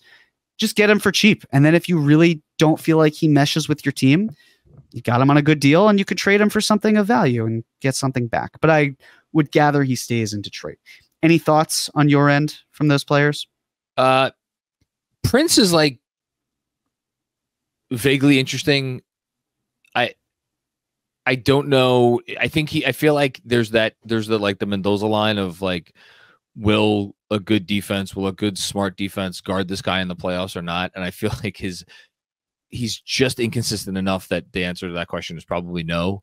And like, the reason he hit all those threes against the Knicks is because the Knicks game plan that night was like, we'll let Taurean Prince like fire away. And that's kind of what teams have done throughout the course of his career. Maybe that'll change. Maybe he'll continue to, he knocked threes down this year. So like, to his credit. He did. Yes. His defense is fine. Yeah, no, exactly. But he's like, again, you're not going to go hunt him on defense. Like, he can defend. He feels like a guy that if he's in your rotation, you're probably always looking for like a slight upgrade over that rotation spot. That said, I mean, like, again, for what he would probably be, what you'd probably be able to sign him for, what his role, he'd probably be accepting of a role. Like, he's not a guy that I would rule out, but would not be at the top of any summer list for me for the Knicks. I think that's completely fair. Wouldn't take umbrage to the Knicks signing him, but I think there's more out there. So before I talk about the next player, I guess I'll just say I'm genuinely surprised that this player that I will talk about has not come up in more conversation. And I think I understand why. Because it has to do with this player's status, but it also hasn't stopped people in the past. So the player that I, again, am talking about that just surprised, haven't heard Knicks fans doing any sort of clamoring for, is Isaac Okoro. Oh, not the direction I thought you were going, but okay, let's do it. So let me tell you why. In terms of how he fits with the Knicks, makes a lot of sense. As offensive EPM, high floor, hopefully. Maybe it's around the 50 some odd percentile, but the Knicks have been comfortable with that because the defense has been really good. His defensive EPM, he was 85th in defensive EPM last season, 91st the season before. You talk about finding a Thibs level player. The Knicks, there were reports back in 2020, the Knicks were interested in trading up to 5. But I can't remember if that was to get Obi or because there was interest in Okoro. I want to say there was interest in some way in Okoro. They were connected with him at times, but I also think that may have just been a smokescreen for Obi. Right. Definitely possible. He can guard the point of attack, but also he can guard small forwards. If you're thinking of an OG Anunoby hedge, then certainly an option, of course. The 3-point percentage has increased every single year. It's actually pretty impressive how it didn't exactly start great, but last year he hit 39.1% on okay sample size. He's had a track record of efficiency. I mean, this is someone who's been in the 70th percentile or higher in each of the last 3 seasons, which is something that the Knicks have been considering. Gone are the days where they've rostered several players who just aren't efficient. They focus on true shooting percentage. They focus on effective field goal percentage. And from a true shooting percentage standpoint, because I believe that's what the percentile is talking about, he's been pretty good. The question is, of course, are there enough minutes to entice him? I believe so. The reason I say that is, if you were to talk about Bogey's 19 minutes per game, it's not an exact science 1-to-1, but if that were to be the case, based on how Thibs trusts players, I would gather that he would have confidence in Okoro seeing time, especially because players are going to be banged up. And that opens the door. If Anunoby went down with an injury, I would gather Okoro is called on to do it. Now, maybe it's Josh Hart, but given how the Knicks have functioned with Hart and Randall together, it's not the most compatible from a shooting perspective. So the hope would be that Okoro sliding in for Hart in those Randall minutes, the team does better as a result. I'll continue with Okoro, but happy to turn it over to you first for more thoughts. I'll try to be brief with this. I think I can answer the question why people aren't talking about him, and that's because they remember the playoff series and they remember the Knicks game plan. Let this guy shoot, and he shot, and he didn't make any shots. And then fast forward to this playoff run, and I just looked it up. He played in 23 minutes a game in the 7-game series against Orlando, attempted 17 threes in 161 minutes. That's not a lot. He made 4 of those threes. And then against Boston, higher volume, 18 threes in 101 minutes. Hit a slightly higher percentage, still not great. 5 of 18, 27.8%. I think there's this assumption that like when the lights are bright, this is just never a guy that any good defense is going to guard. Here's what I'm going to say about Okoro. And this is not something I've thought about until right now. So maybe this is a silly point and I shouldn't be making it, but go for it. I'm going to go with it anyway. If you're the Knicks, you have to assume moving forward that OG Anunoby, assuming he comes back, which we all think he will, is probably not going to play 82 games. And it's probably not going to play 72 games. And it's probably not going to play 62 games. He's probably like, what are you going to account for? 55, 60 games moving forward a season? We'd all probably sign for 60, 61, 62 games of OG Anunoby next year. I would personally, if he's healthy for the playoffs. What do we know about Thibs and what do we know about the Knicks in general? When someone is injured, he will try. Doesn't always work, and he sometimes diverts course from this if it doesn't work. But he will try to do the thing that upsets the apple cart the least. I.e., I'm not going to start Isaiah Hartenstein at center. I'm going to start Jericho Sims at center. Or I'm not going to start Emmanuel Quickley at whatever position is open. I'm going to start player X and continue to have Emmanuel Quickley come off the bench. The nice thing about Okoro is for those games that OG Anunoby is going to miss, because he's going to miss games, you could just throw Okoro into the starting lineup and be, hey, here, be OG Anunoby for tonight. Is he OG Anunoby? No, obviously he's not OG Anunoby, but he could do like, he could give you an approximation of that role, that archetype on defense. Like whatever you were going to ask OG to do on that night defensively, you could ask Okoro to do the same thing. That's number one. And two, most possessions, what are they asking OG Anunoby to do? Go stand on the corner, wait for the ball, and if the ball comes to you, shoot it. Like Okoro can do that. And if it's, again, during the regular season, as you pointed out, he hits a lot of those shots. Is Okoro someone I want playing more than like spot minutes for my team in the playoffs? Probably not, but that could change. He's still a young-ish player. The guy's, what is he, 24? He's young. He's 22. He's turning 23 next year. Exactly. So he's a young... No, sorry, I think you're off by a year. He's 23 now. He's turning 24 in January, but he's still very young. Very young player. Cares about the game like a Knicks player, a Thibs player, the whole thing. But like, even if all you're getting is those games filling in for OG Anunoby, and then in the games that OG is playing, Okoro becomes more of like a whatever, I don't know how many minutes, 10, 12, 14 minutes a game off the bench type of guy. That has a value. I don't know what the dollar amount is on the value of that, but that definitely has a value. My question is, and I'm sure you're going to get to it, is he's restricted. So I will, but I'm glad you see the vision there. And I think the thing to consider, it seems like a lot of fans look at starter level talent, guys who are consistent starters, and are thinking, how do we bring them perhaps into the fold? There is nothing wrong with using the mid-level exception to sign a bench player. In fact, that's oftentimes how it's used. And if memory serves, which it does, of course, the Knicks signed DiVincenzo as a bench player. So you don't have to go through, jump through all these hoops to find the best. Like just find someone who can support you without having to like give out a ton of assets.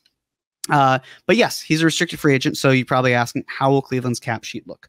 So I actually took the list and built it in my own spreadsheet so you can see it. And here's the thing. If you are looking at the Cavs cap sheet for this upcoming season, they are well below the tax space, well below the first apron, well below the second apron. They could, with ease, bring back Isaac Okoro. But it seems to be, even if Donovan Mitchell stays, which I would gather at this point he does, what does the team look like the following year? You've got Mitchell, who will be earning a max contract. It should be $46.5 million. Let's assume, by the way, that the Cavs don't make any changes just for this moment, right? They don't do anything different. They've got Garland earning $39.4 million. Jared Allen's earning $20. Karis LeVert would be a free agent. Max Strus is under contract at about $16. They've got what I presume to be a rookie max contract for Evan Mobley. That's $38.8 million. They owe George Niang, Benji's best friend, $8.2 million. Dean Wade, it's a partially guaranteed contract, but you would imagine they'll just guarantee it, $6.6 million. If they keep this year's pick, that's $3.5 million there. They've got Sam Merrill's cap hold. I would gather, based on how he's been, or Sam Merrill, excuse me, how he's been playing, that they would just try to bring him back. And then they've got Craig Porter Jr., who's on a non-guaranteed contract, but would assume, based on minimum amounts, that he just returns. So that's 1, 2, 3, 4, 5, 6, 7, 8. What is that?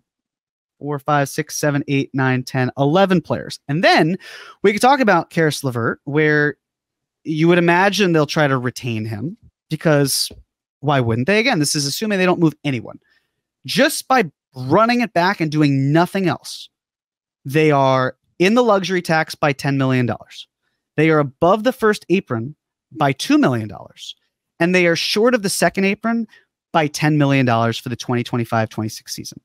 And mind you, they have to get to 14 rostered players, which will cut further into the second apron, which means that Okoro being signed to any large percentage of the mid-level exception would absolutely put them into the second apron.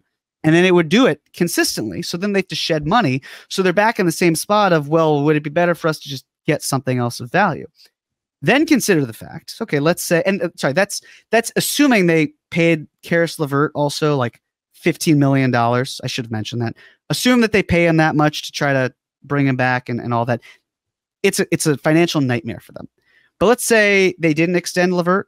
Let's say instead of moving Garland, they wanted Brandon Ingram. I don't know. But instead of moving Garland, they moved Jared Allen and Karis LeVert. Well, guess what? That's $36 million going out, and it's about $36 million coming in, ignoring any trade kicker stuff.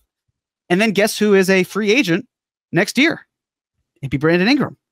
He'd be earning the 30% max of the salary cap, which would actually put the Cavs payroll even higher, which would then mean that Okoro being involved would put them further into the second apron.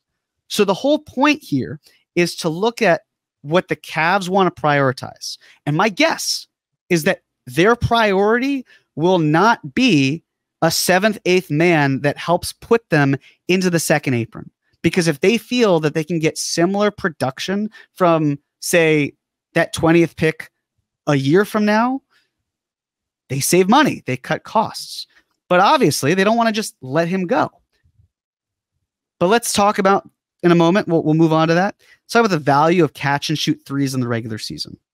If we look at the top 100 players in 3-point percentage, assuming that they took at least 75 catch and shoot threes, okay, the Thunder had 7 of those players in the top 100. The Celtics had 6. The Knicks had 6. The Nuggets had 5. The Pacers had 5. And the Wolves had 5. No other team had more than 5. And when I look at that list, I see the number 1 seed, the number 1 seed, the number 2 seed, the number 2 seed, the number 6 seed, which finished outside of the top 4 by 2 games, and the number 3 seed. Yeah. Matt Issa wrote a great article talking about the value of role players and how catch and shoot opportunities present themselves. The Knicks have leaned heavily into it because why wouldn't they? Because that's something that matters. And when you look at the Knicks catch and shoot threes ranking, this is how they ranked last year. Jalen Brunson, 15th. Deuce McBride, 50th. Bojan Bogdanovic, who they traded for, 70th. Dante DiVincenzo, 72nd. Alec Burks, who they traded for, 81st. OG Anunoby, 86th. Any guess on where Isaac Okoro finished? Probably. Hold on. I closed his stat. Okay. I'm going to look at his I'm going to cheat. I'm going to look at his 3-point percentage, which is different than his catch and shoot 3-point percentage. How many pull-ups is he really taking? I'll go with 64th. Not that good, but it was 100th. Okay, that's not terrible. That's pretty good. Cracking the top 100. And of course, in this case, you would be assuming Bogdanovic is out. Presumably Burks, maybe he stays. But then you're still looking at a team that has 6 players in the top 100 in terms of catch and shoot.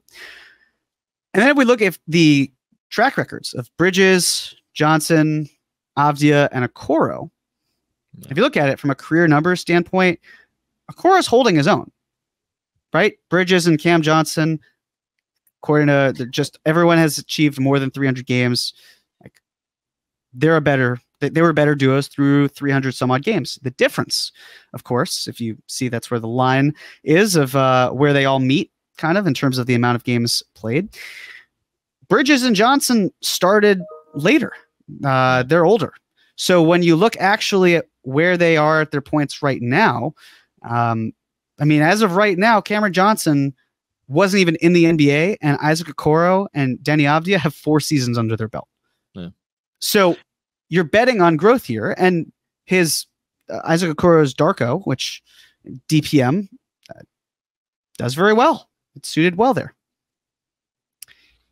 And then if we want to compare Deuce McBride, Quentin Grimes, Dante DiVincenzo, and Isaac Okoro, at this point in time in their careers, Okoro better than Deuce McBride, a little worse than Quentin Grimes, and worse than Dante DiVincenzo. But again, we're talking about a backup 3 for a portion or the full mid-level exception, which if you think about how much Quentin Grimes probably going to make in his next contract, I would gather, assuming he's healthy next year, he's earning more than the $12.859 million, wouldn't you?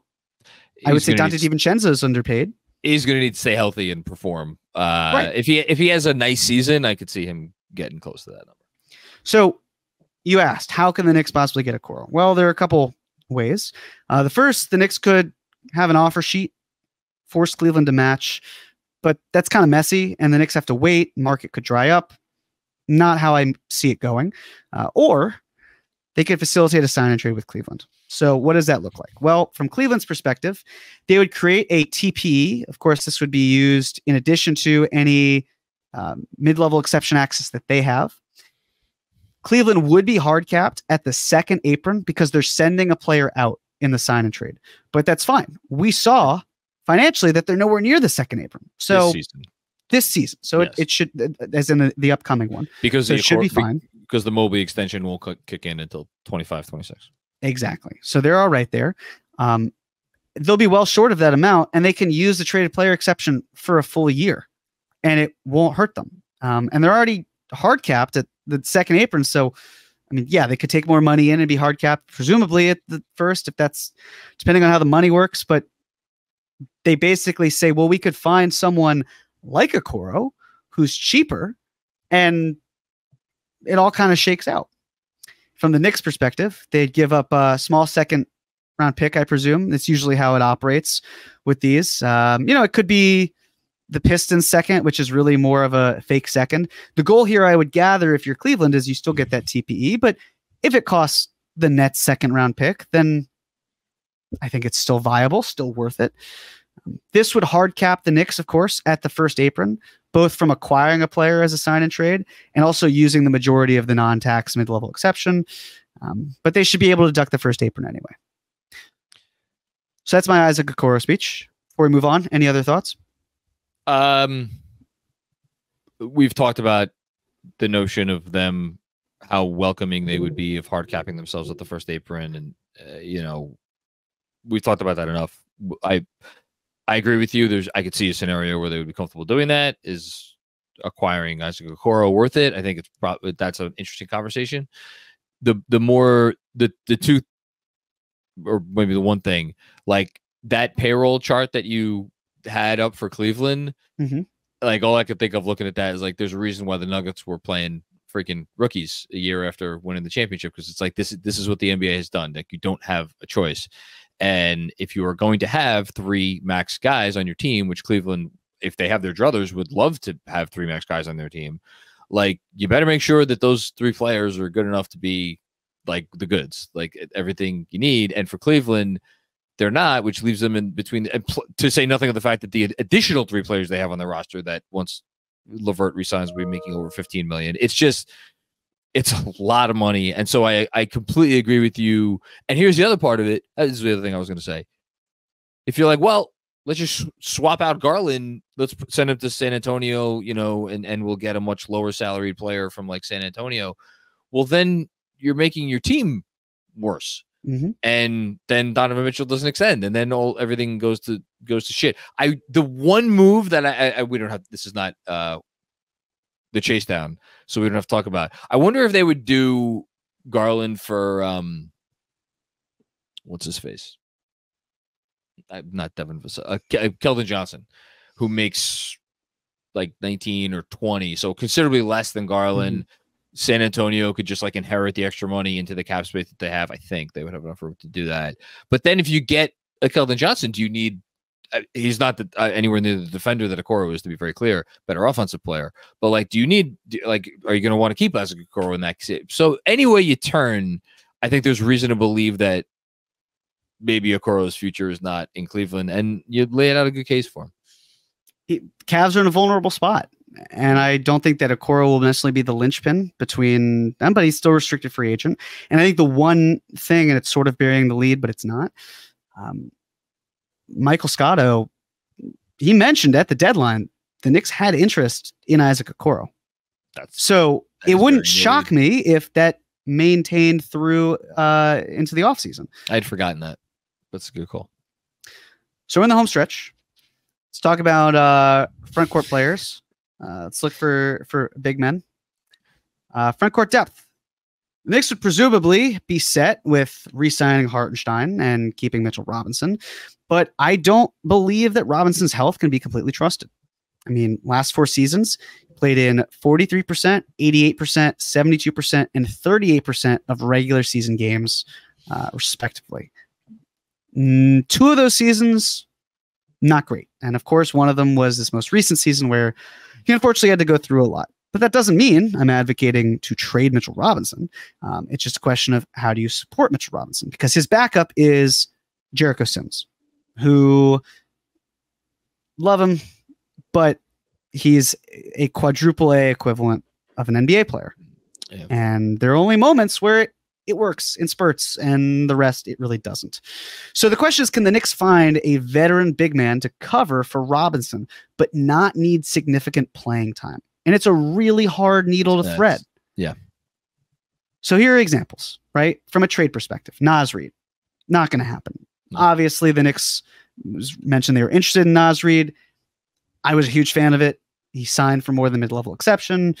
Good for him. He'll be up for a nice payday next offseason because he has a player option. Now, maybe he could be traded because the Wolves are thinking, well, we don't want to lose him for nothing.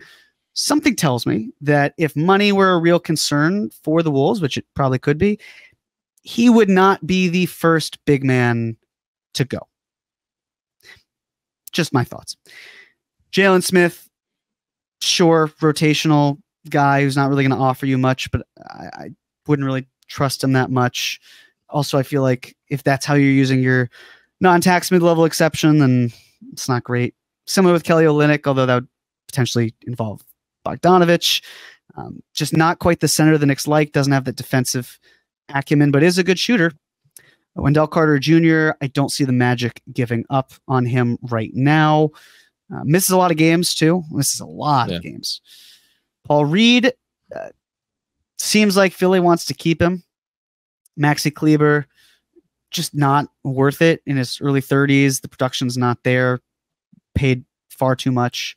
And then Grant Williams, who the Knicks were interested in last offseason. I had thought if there were a chance that Grant Williams could fit inside of the non-tax mid-level exception, it's worth pursuing.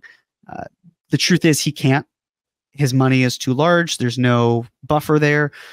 The Knicks could, in theory, acquire a player on an expiring deal, for example, and have it be less than the mid-level exception and then trade that player for Grant Williams. But then it's like, at what cost? Yeah. What exactly are we doing? He's not a center. He can guard center sometimes, but it's not really his game. I don't think any of these are the best examples for the Knicks. Do you? No, I don't. In short, yeah. Free agents. These aren't mostly going to be centers. These are just going to be front court players in general. Tobias Harris. Don't see him signing at the mid-level. I think a lot of people are going to underestimate what he can do on the next team. Like, I legitimately believe some team will give him more than mid-level exception. Maybe I'm crazy, but I just think his value is so tainted by that contract. Contract's over. Time to turn a new leaf. Just don't think it's in New York.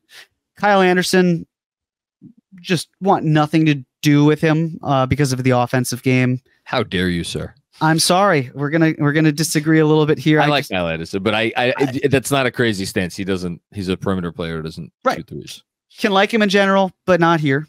Derek Jones Jr. is a very similar case study type of player, or I should say archetype. The offensive game, a little bit limited from a perimeter perspective. Fantastic lob threat, incredible athlete, good defender. I like the fact that you mentioned Najee Marshall in your newsletter. That is a sneaky good pick. I've had him in the back of my mind. I just don't trust him. He feels like this year's Keita Bates Diop, where it's like you could get him to do this, but the track record's not quite there. So do you really believe he can do it? And again, I say that as someone who was a fan of KBD going into last offseason, but I think that's the lesson I've learned. Maybe trust by the incremental increase. Gordon Hayward, hard pass. Just his time is gone. Don't see any interest here. We talked about DeMar DeRozan. I just mentioned him here because I guess I just did. Nick Batum, fine caliber rotation piece. Wouldn't hate it, but really wouldn't love it given the age where he's at. Just not a huge fan.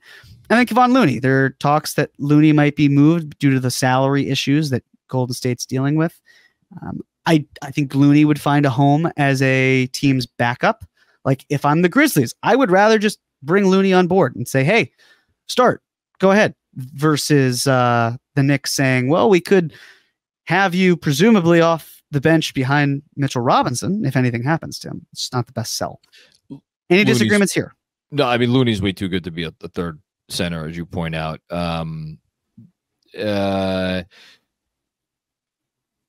I agree with you. In theory, a team should give Tobias Harris more than the non-taxpayer mid-level exception. I completely agree with you. I'm curious who that team is going to be. That's all. I'm just curious. I could be wrong here. I just feel like the Thunder, there's something that works there. Just, it doesn't have to be a whole lot, but just something. But maybe it's the Spurs. Maybe it's some team with cap space that just surprises you. You're like, yeah, it's actually not a terrible deal for a guy who is fine. Or the Pistons give him 4 years or that. $100 million. I just think he'll make more than the mid-level exception. That's where I'm at. Okay. No, so, I in theory, I agree with you. I'm curious to see who it's going to be. No, well, I mean, another option, of course, Precious Achiuwa. He is an option. Here's the problem. He's a tweener. No. He's an undersized 5 who shot 28.6% from 3.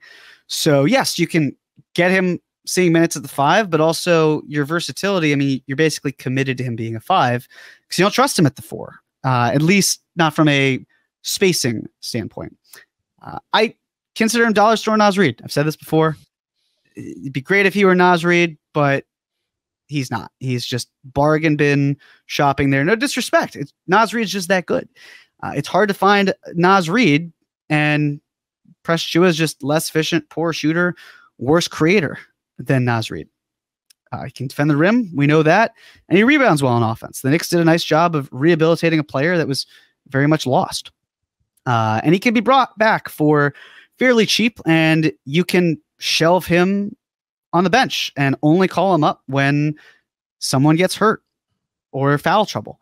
Because the thing with Naz Reid, the thing with Precious Achiuwa, not Naz Reid, the thing with Precious Achiuwa, people are probably thinking of the contract. And the way I see it is Paul Reed made $8 million last year and was on, what was it, 3-year, $30+ million, 4-year. It was a non-guaranteed deal. It was 3 years, but there was the weird guarantee thing with the second round of the playoffs bit. Correct. Utah built into the deal. But it was not full. Only the first year was truly fully guaranteed. Yes, correct. And it was $8 million. So the way that I see it, I don't see Precious Achiuwa I don't see him commanding more than $5 million on the open market, maybe $6 million. And that's the open market. If he's a restricted free agent, that of course will suppress his value a little bit. Case in point, I don't think that if the Knicks retained him, it would break the bank. So, go when's the last time the Knicks have had a restricted free agent that has gone to restricted free agency? Frankly, I don't remember the last time it happened. It's when's the last time it's happened? And I mean, look, to be fair though, it's not like they could have extended Precious Achiuwa mid-season. But I get what you're saying. My point is only this. I'm not to repeat myself from what I said a minute ago about Tobias Harris.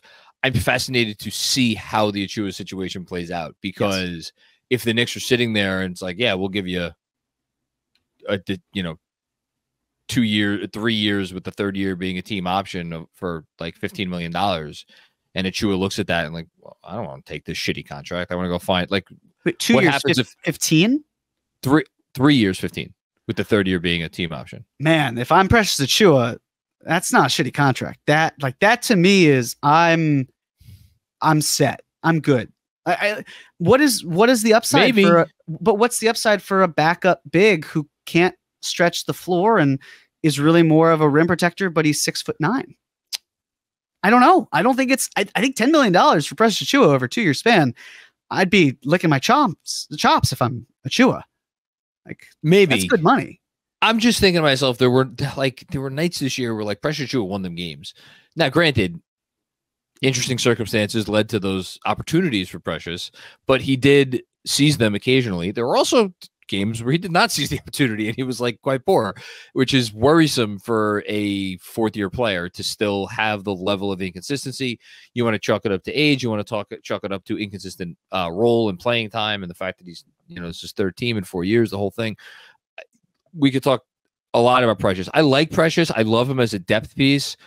I would sign up for him for $5 million a year. As a third center, whatever, like break in case of emergency, power forward. Maybe you're right. I just wonder if he'd be cool with that. I just don't know. Maybe you're right. Maybe he would be. I just don't think the market is going to be the kindest to him. I think he'll land somewhere. He's an NBA player, but I just don't. I think if I got 5 years, if I got $5 million from Precious Achiuwa, I'm in good shape. You know what you're right about though? What good team or decent team is putting Precious Achiuwa's name in pen in their rotation? None. Because in theory, he was on not the Knicks in Toronto. He was on the perfect team for his skill set, which is like they want to switch everything. It's like a bunch of like-sized players, and it didn't really work out there. And there are reasons for that we don't have to get into today. And he looked better with the Knicks, but like for the reasons you bring up, he's not a perfect fit with the Knicks either, because he's a tweener and the whole thing. So I don't know. He's just I like Precious a lot. I think he's really helpful when he is on. Maybe you're probably right about this one. So here's the thing, I don't have a solution. But right, if it's not any of the players we listed, I don't have a solution in terms of that ideal player that the Knicks have.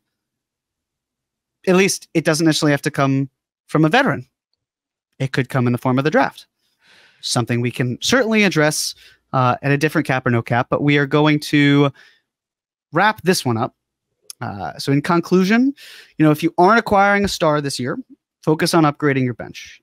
It doesn't need to be the sexiest summer, biggest splash. If you remember last year, Knicks they traded Obi Toppin, they signed Dante DiVincenzo, and fans were saying, well, what else? What more? Clamoring for another move. It's very possible that it's just boring. And it doesn't mean it's bad. It's just boring. The Knicks don't have to use the mid-level exception. Of course, they can hang on to it and try to use it as a trade exception in season. But at the end of the day, the way I see it, the Knicks should keep leaning into their youth. It doesn't mean don't bring back a player like Alec Burks if the right situation presents itself. But, if Rokas is an option, 24 years old, if Okoro is an option, turning 24 years old, find a way to turn the back end of your bench into a younger, better defensive team. And of course, the offense, you want it to be flowing there too, but you're not looking at players who are just crap on offense. You want players who you feel can also benefit everything that you're doing. So very much in favor of Jokubaitis coming over if he comes over. Very much in favor of Okoro. We'll get into other stuff next week. But you want to look for younger players also because there's a bit less of an injury risk for them as you get older. Hurt, recovery is tougher. Lean into the youth. That's what it should be. So, John, any last thoughts from you? I think two quick things. One, if there's a theme from this cap or no cap for me, and I don't know if this was intentional by you, it's that as of right now, assuming all the players are back that we expect to be back, Hardenstein, OG, even if you completely remove Bojan Bogdanovic from the equation, like just make him vanish, like non-guarantee him with eat the $2 million, which I don't think we'll see if that happens. There is not necessarily any guarantee. There might not be any minutes. Like if Thibs had his druthers and he's like, all right, it's a game I need to win. What's the phrase? I'm going to play 8, trust 7. Like, he's like, we've just seen him play all these guys big minutes all season long. And now Julius is going to be back. And like, we know Deuce can play a bunch of minutes in a game and actually live up to those minutes and make it a good 24 minutes a game, not where you're stretching it. And you kept coming back to this thing. Well, it's like, all right, well, we got to get a good player, but they can't be too good, or they can't, because otherwise they're going to want to play more minutes. So it's like you really are in between a rock and a hard place this summer if you're the Knicks. And I don't have any great wisdom after I just made that little statement, other than to say it's I don't know. I'd be curious what they do, And then the other thing for anybody who's like, give me something to look forward to. Circled June 28th on your calendars, because that's, as of now, at least until they amend it, if they amend it, is the bogey guarantee date. So we will know, in theory, by June 28th, if the Knicks are picking up Bogey's fully, they're guaranteeing his full salary for next year, or if they're going to eat the $2 million, or if they're going to kick the guarantee date down the road, which they could do also. That's the only other thing I wanted to say. Good stuff, man. This was great. Appreciate it. Yeah. Well, next week will be fun too. Got one more. Yeah. Okay. Well, listen. It's great because people listening to this, it's already Monday. You only have 9 days until the draft. It's great, man. Life comes at you. The season could be over by the time people are hearing this. All right, Andrew. Anything else before we get out of here? Oh yes, happy Father's Day. Happy Father's Day to all the dads out there. I don't think my dad knows what a podcast is, but I will just say happy Father's Day to my dad down in Florida. Jeremy?